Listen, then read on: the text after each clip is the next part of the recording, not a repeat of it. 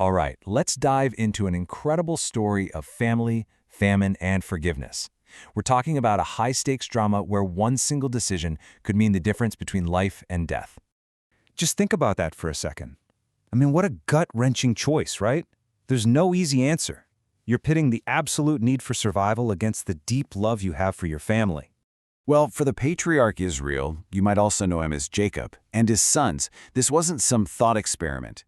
This was their terrifying new reality. Their past mistakes and a devastating famine had backed them into a corner they couldn't escape.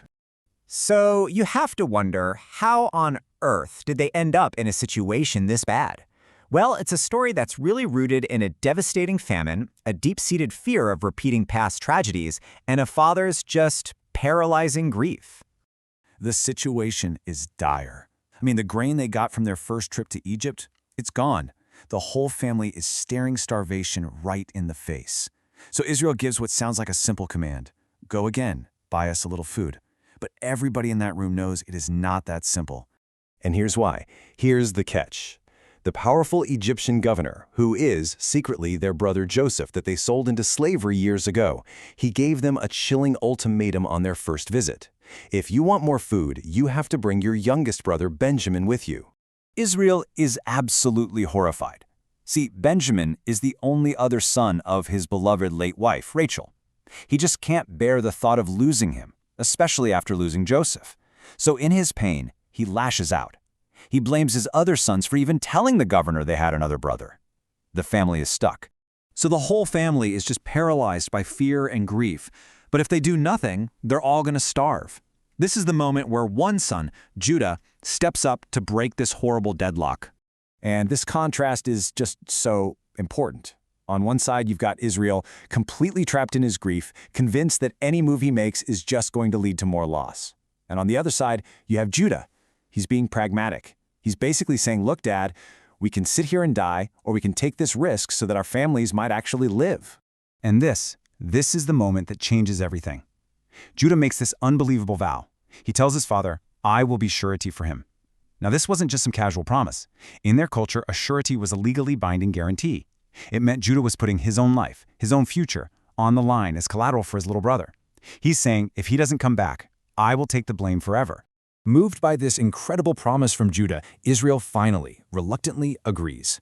He puts together this really careful plan. First, bring a gift of the best stuff they have left. Second, take double the money to clear up any suspicion about the money that mysteriously reappeared last time. And third, the hardest part, take Benjamin. And he sends them off with a desperate prayer for mercy. So the brothers journey back to Egypt, Benjamin in tow, and you can just imagine their hearts are heavy with dread. But when they get there, the story takes a wild, unexpected turn that sends their paranoia into complete overdrive. The second Joseph sees that they actually brought Benjamin, he gives a really strange order to his head servant. Instead of just selling them grain, he tells him, bring these men to my house. They're going to have lunch with me. An honor or a trap? The brothers are terrified. I mean, being invited into the home of a powerful Egyptian lord? Normally, that's a huge honor. But with their guilty consciences, all they can see is a trap. Yeah, their past crime is just coloring their entire reality. They immediately assume this is all about the money that reappeared in their sacks on the first trip. They're convinced this whole dinner invitation is just a trick, an excuse to attack them, enslave them, and take everything they have. So, in a total panic, they pulled the steward aside and confess everything about the money. But his reply just makes the whole situation even weirder. He tells them, peace be to you, don't be afraid. He says their God must have put a treasure in their sacks, because he definitely got their payment. This calm, almost spiritual response is the absolute last thing they expected to hear. So they're ushered inside, and the brothers find themselves as guests at this bizarre, formal feast. But you know what? This isn't about hospitality, not at all. It's a carefully staged psychological test, designed by Joseph to find out if his brothers have actually changed. The scene itself is just so strange. The dining room is segregated. Joseph sits by himself, radiating power and authority. His Egyptian staff, they sit at another table. And the Hebrew brothers, they're isolated at their very own table. The cultural and social gaps are on full display for everyone to see. Then something happens that is truly astonishing.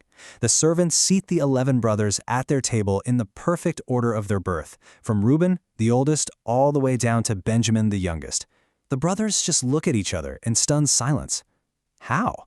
How could this man possibly know that? But that sense of wonder quickly turns to tension as the food is served. Because this is it. This is where Joseph sets his final crucial test. He's about to recreate the exact dynamic of favoritism that poisoned their family all those years ago. Joseph has portions of food sent from his own table over to his brothers, but when it comes to Benjamin, his only full brother, he sends a portion that is 5 times larger than what anyone else gets. The message couldn't be clearer. The favoritism is blatant. And now all eyes are on the older brothers. Is that old green-eyed monster of jealousy about to rear its ugly head again? Joseph just watches them, waiting. He's testing them to see if they'll resent Benjamin, the new favorite, just like they resented him. The scene is set, the bait is laid. So the question is, have 20 years of guilt and hardship actually changed these men? Or is this family tragedy about to have a second, terrible act?